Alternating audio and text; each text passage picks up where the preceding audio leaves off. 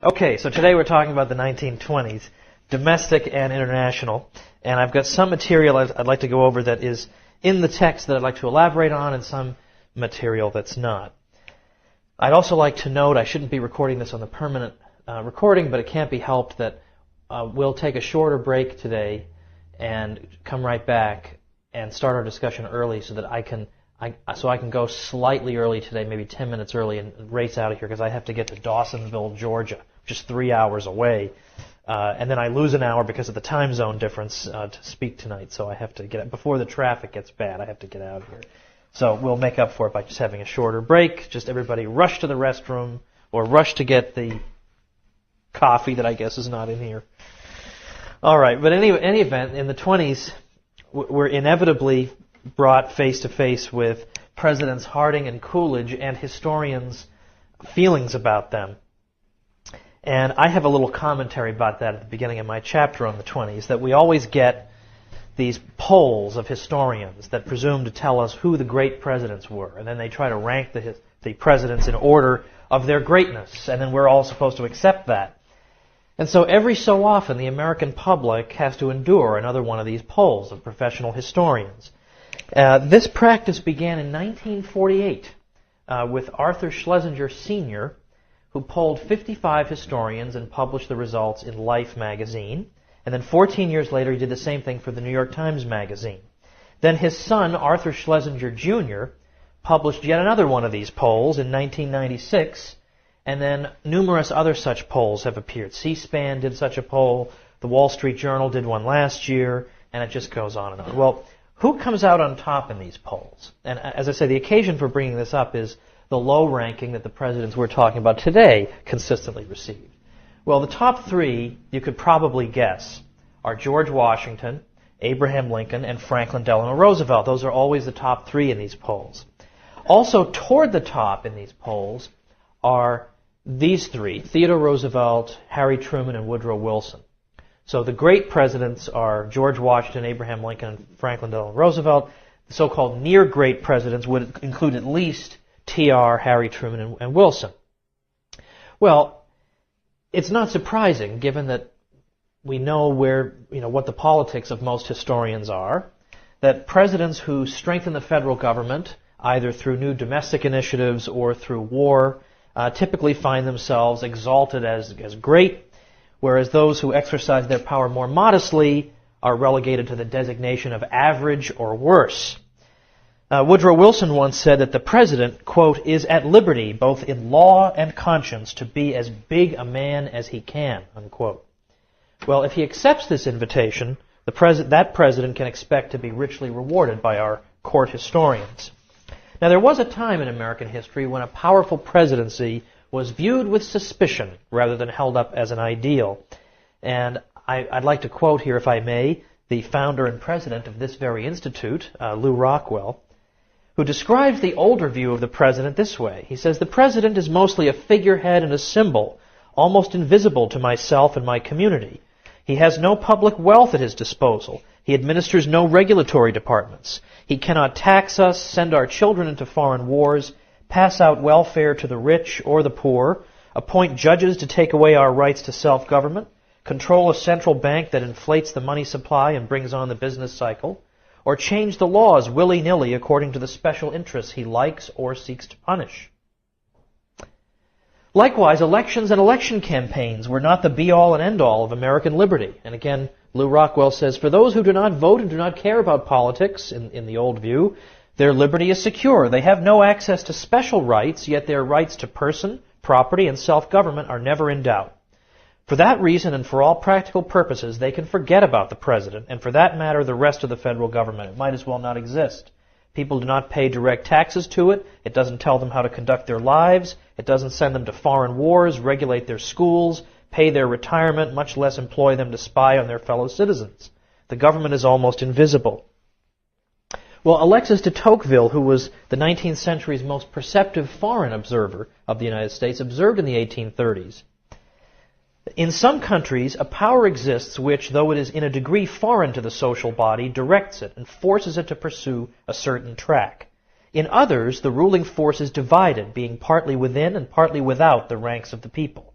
But nothing of the kind is to be seen in the United States. There, society governs itself for itself. The president has but little power, little wealth, and little glory to share among his friends, and his influence in the state is too small for the success or ruin of a faction to depend upon his elevation to power. Well, that doesn't sound like the presidency today, needless to say, but that was how the presidency was viewed in those days, early 19th century. Bob Higgs, one of the great economic historians we have living, said this: the people who ratified the original Constitution never intended the presidency to be a powerful office spawning, quote, great men.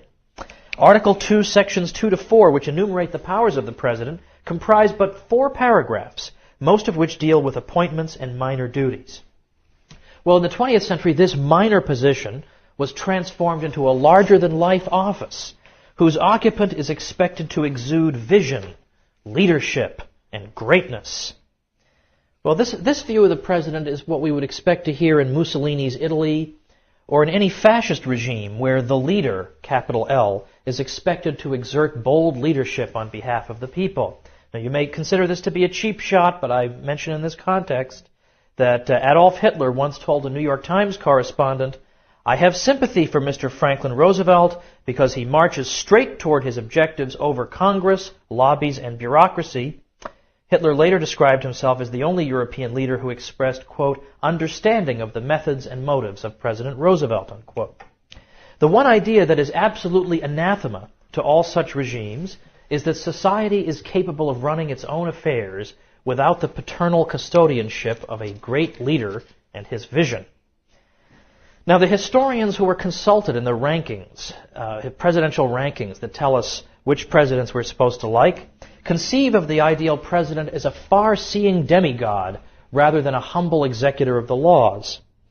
Now, Theodore Roosevelt is a president I've written very negatively about in the past. He's very, very popular among a great many Americans on left and right, but I've been very critical of him because I believe he basically was almost single-handedly responsible for putting together this new kind of presidency where the people are taught to have a kind of superstitious reverence for the occupant of the presidency.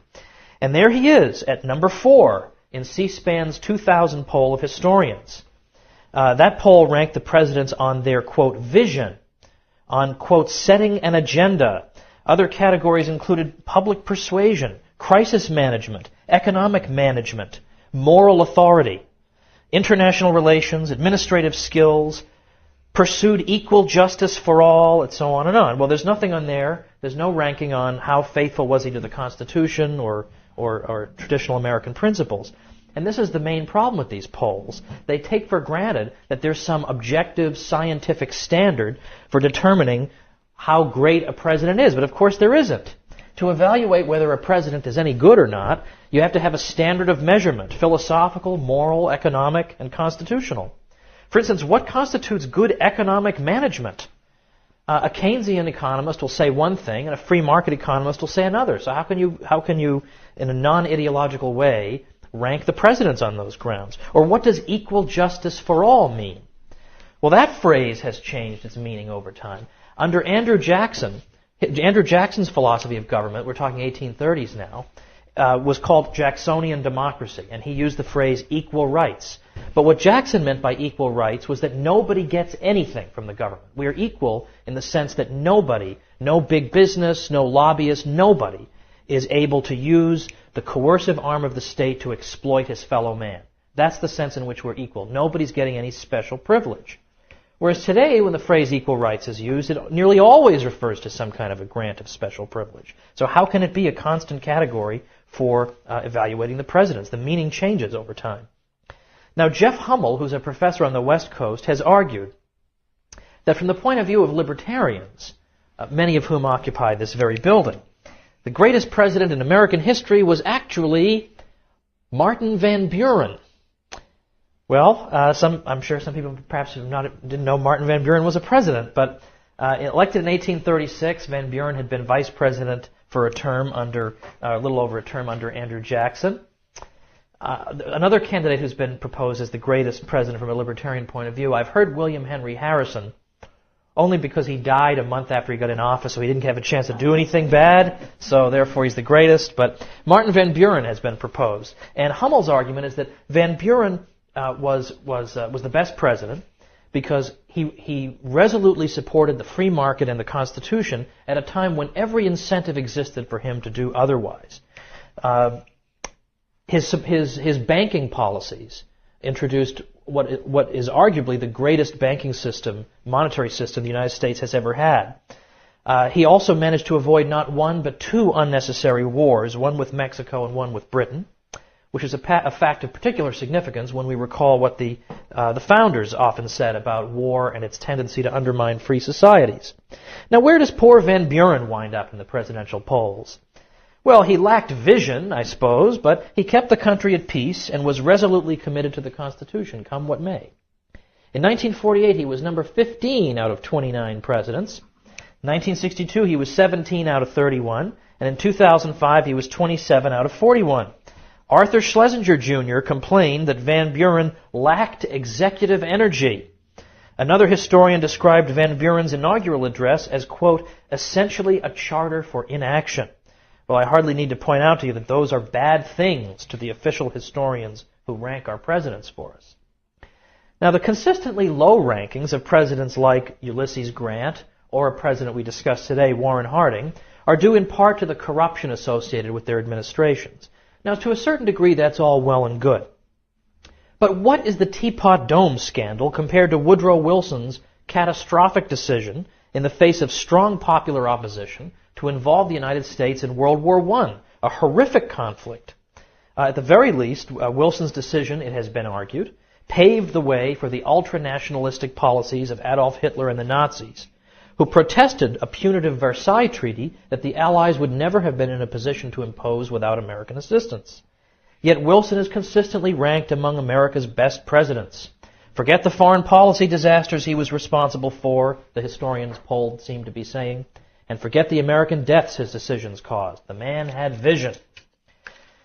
Well, this brings us to the 20s and Harding and Coolidge, because what we'll find is, although they did do more domestically than people, I think, realize in terms of building up government, the fact is that they were, by 20th century standards, relatively inactive, and therefore we're supposed to hate them and rank them low.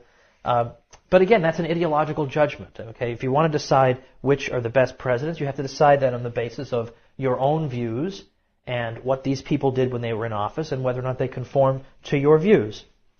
Well, there's a lot of scandal mongering we could talk about with Harding, official scandals and personal scandals, but I hate to being a scandal monger. You know, the guy's dead now. I mean, as it is, I already condemned him in the book, so let's not dwell on that too long. It is interesting to know that on two occasions, when he confronted people who had been engaged in corrupt behavior under his presidency, people went and committed suicide after confrontations with Harding. So apparently he could be quite rough on people, apparently.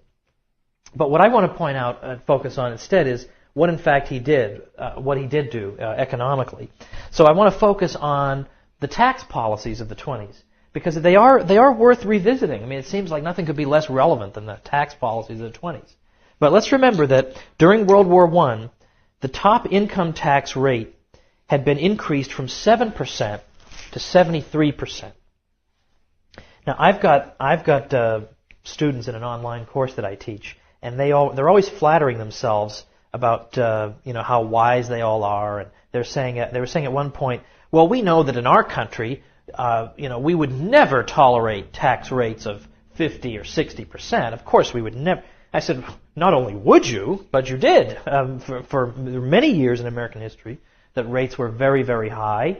I gave the example of in Britain, the top rate at one point was 95%, and that's a democracy. 95% was the top rate, which is why in the song Taxman, George Harrison says of the taxman, he's putting himself in his shoes, there's 1 for you, 19 for me. That's a 95% rate. So you had these very high rates coming in because of the war. Well, after the war is over, naturally you would expect the rates to come down. And they do come down in the 20s, but as I suggested last time, as tends to happen in emergencies, they never quite come down to the level where they were before the emergency. So they never come back down to 7. That'll never happen again. I can say with absolute certainty that never in my lifetime will the top rate ever be 7% again.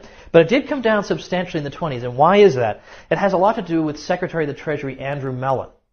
Because he was noting that we had more and more millionaires in America. You had a lot of wealthy people, but yet you didn't have a lot of investment going on, not a lot of business activity. It seemed not to make sense. Why should that be? Why do we see people doing well, but yet we don't see enough business expansion going on? And he concluded that it was the tax rates were too high. That if I start out something and I succeed, then I get to keep 27 cents on the dollar, and 73 will be taken away. If I fail, I lose the whole dollar. Well, who in his right mind would consider those to be good odds? So Mellon was of the opinion that the tax rates were so high they were actually stifling business activity. That what individuals were typically doing was, instead of using their funds to open up businesses and get people working, they were taking their money and putting it in state and local municipal bonds because they were non-taxable. So states and localities were awash with cash they had enough baseball stadiums to last them 80 years. They didn't know what to do with all the money. But meanwhile, the private sector was starved for capital. So what could be done? So Mellon believed that if the rate were lowered, people would be more willing to expose their income to taxation than they are now. Because now they only get 27 cents on the dollar. There's no point in doing it. But if we make their reward greater, if we lower the rate, then it's worth taking your money and putting it into a business venture. So that was his proposal. That was, in fact, what was happening. Now, this may sound a little familiar. If it sounds familiar to you, it may sound like from something out of the Reagan years. It worked better in the 20s than it did in the Reagan years. But basically what's being proposed here is an anticipation of something called the Laffer curve. In the late 1970s, an economist named Arthur Laffer, L-A-F-F-E-R, proposed this relationship. And really what Andrew Mellon, the Secretary of the Treasury in the 20s, is doing is anticipating this relationship. Laffer in the 70s proposed a graph. Let's see if we can get one that is a little darker than that. And those of you who are listening in, I'm sure you can see a copy of this graph if you just do a Google search, put in quotation marks Arthur Laffer, and this will come right up. He says, let's imagine a graph here where we've got on the x-axis, we got the tax rate, and on the y-axis we have revenue. And Laffer said, well, suppose the tax rate is 0. Obviously, the government will collect 0 in revenue. So the point 0, 0 is plotted on this. And suppose the tax rate is 100%. That for every additional dollar above a certain amount, you have to pay 100% tax. Well, in effect, the government will also get 0 revenue there because people would just stop working, or they would work under the table, or they'd engage in fraud, or they'd shelter their income, whatever necessary. But unless people say, oh, I'd love to be a slave, take all my money away, no one's really going to do that. So in effect, the amount of revenue the government would get under 100% rate is so negligible that it may as well be 0. So he says these are the only 2 points on this graph that we know with any certainty. Okay, we can't plot anything else with any certainty. But he proposed that if we were to connect these 2 points, we would wind up with a graph that looked perhaps something like this. Where for a while, the higher the tax rate becomes, the more revenue the government collects, sensibly enough. But eventually, as you approach 100%, some of the disincentive effects here of 100% rate begin to come into play. And people begin to withdraw their money, or as I say, put it in tax shelters, whatever. So you start getting the perverse effect. The rate goes up, but yet revenue starts going down. So he proposed that let's imagine this as the peak point. He says that this here is what is called the prohibitive range. That even from the government's own point of view, you wouldn't want to tax in this range because you're actually getting lower and lower and lower revenue here. You wouldn't want to tax up to this point. You'd want to tax somewhere around here. So that's what Laffer is suggesting. Now, he was probably suggesting something that looked a little more like this, so there was a bigger prohibitive range. Now, as I say, he doesn't quite know where that is. And in the Reagan years, there were a lot of promises that taxes are so high right now that if we lower the rates, there'll be so much business activity encouraged that the tax cuts will pay for themselves because there'll be so much new business revenue coming in with people opening new business and stuff.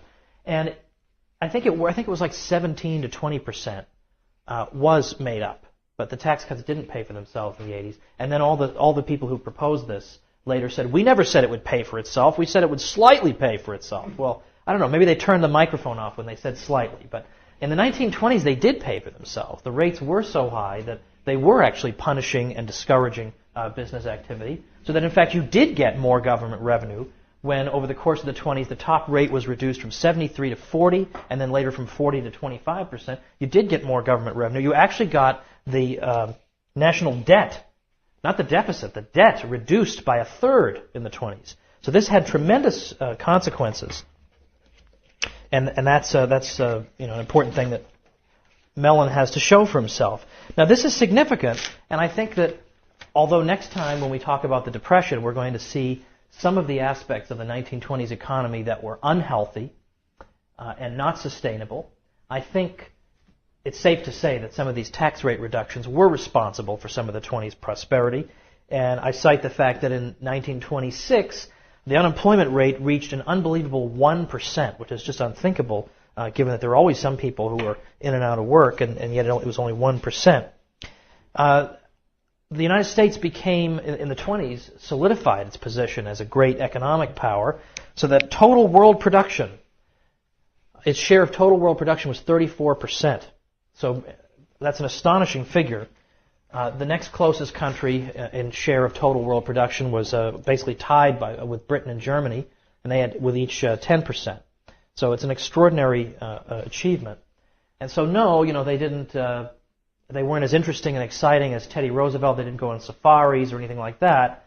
But well, the country was prosperous and for the most part at peace. So it seems that probably in some ranking that ought to count for something.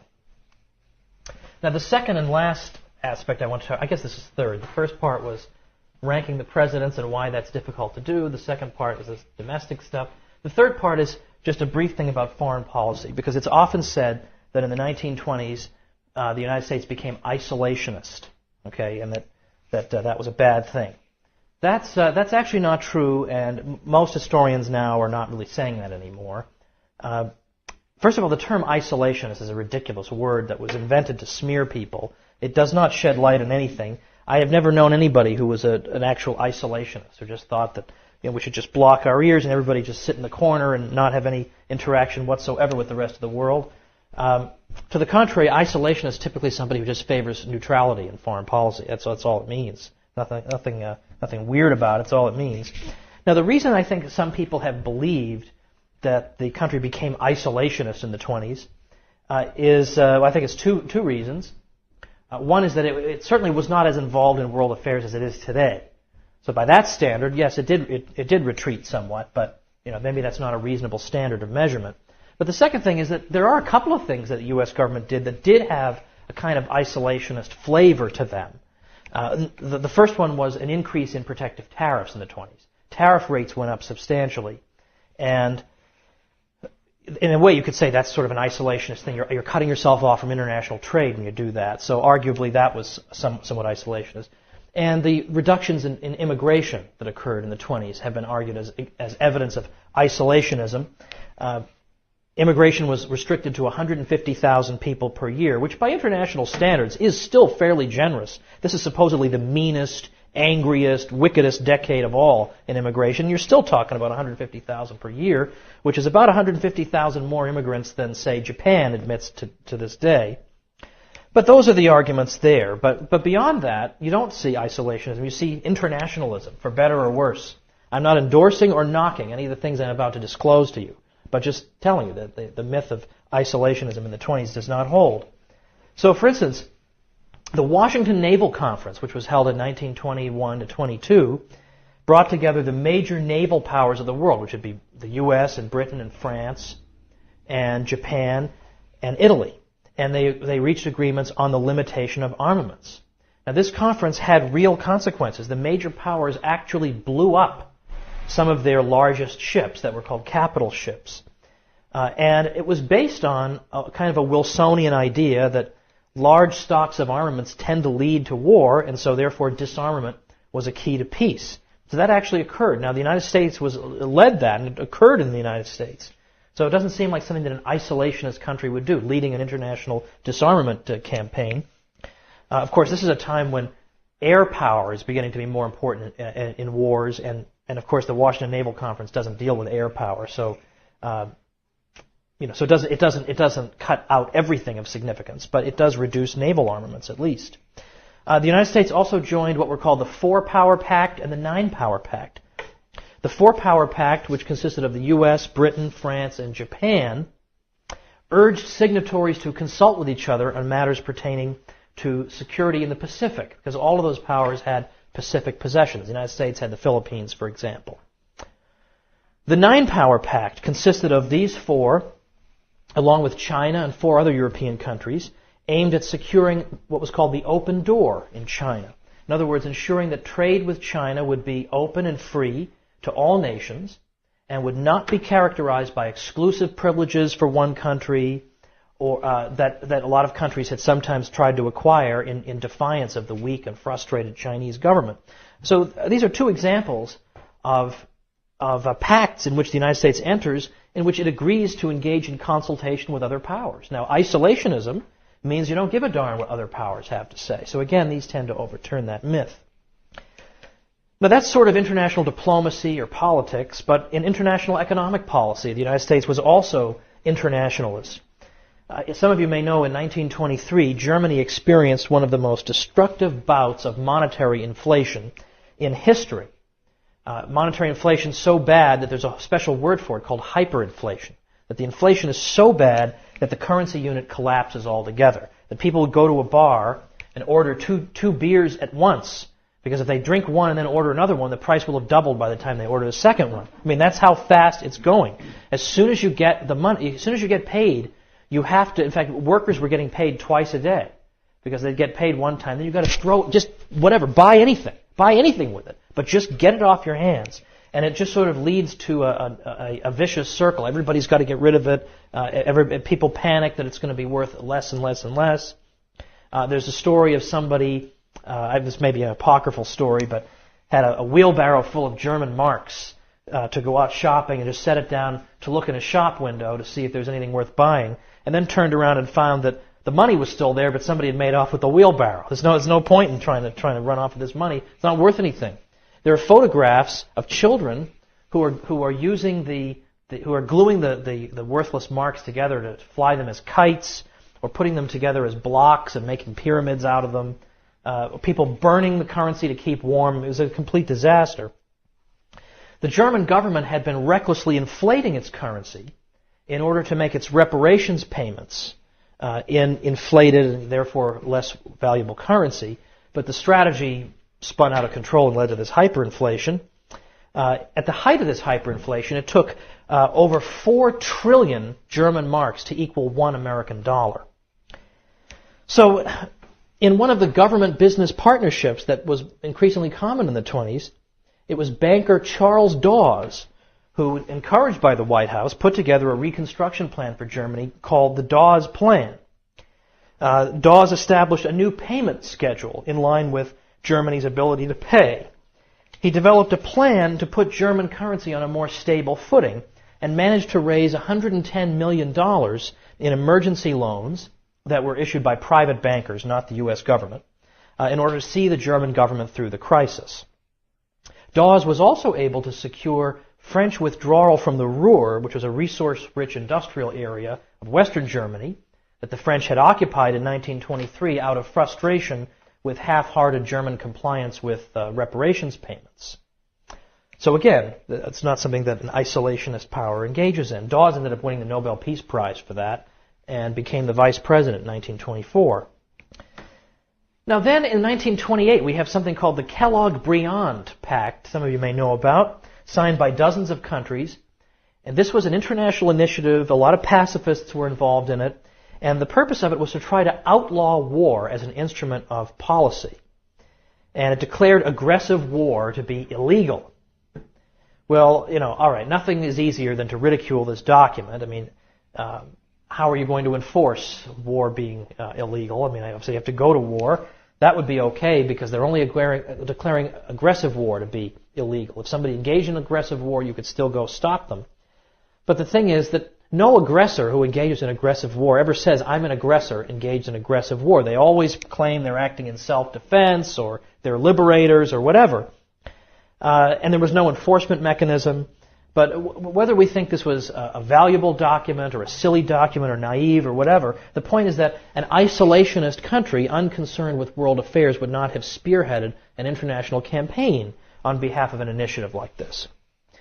In the culturally, we see an internationalist sort of spirit. The United States never joined the League of Nations, as I'm sure you know, but it did take part in certain League activities and joined a number of League committees.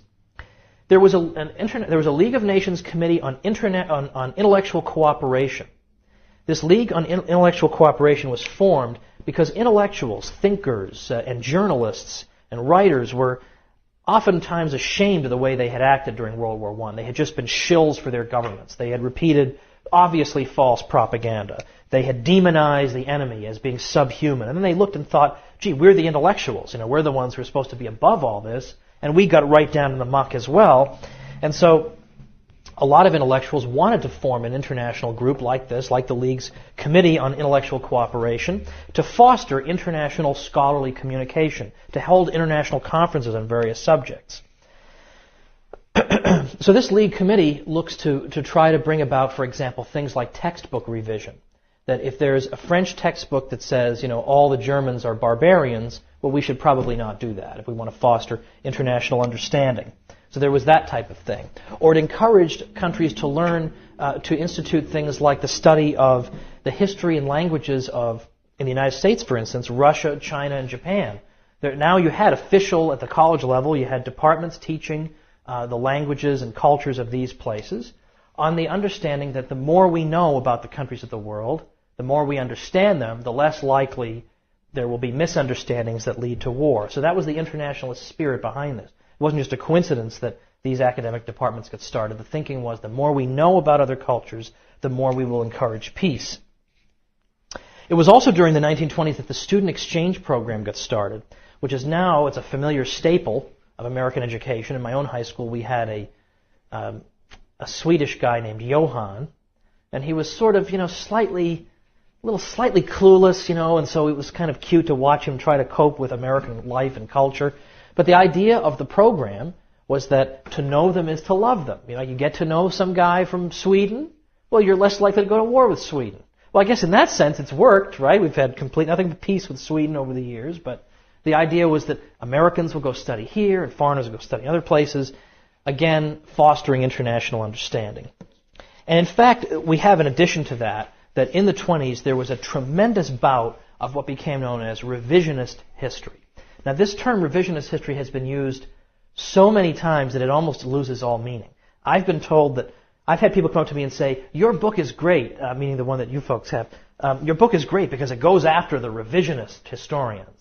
And I've had other people say, your book is great, it's a great work of revisionist history. So people don't know if I'm attacking revisionism, if I am a revisionist. Well, there isn't a fixed or stable meaning of what the term means. A revisionist simply is somebody who looks at the received version of history and then goes back and re-examines it to see if it actually is true or whether it's propaganda.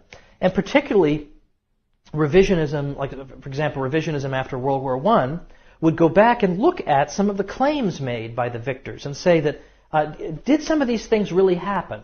Did these atrocities that were claimed really happen?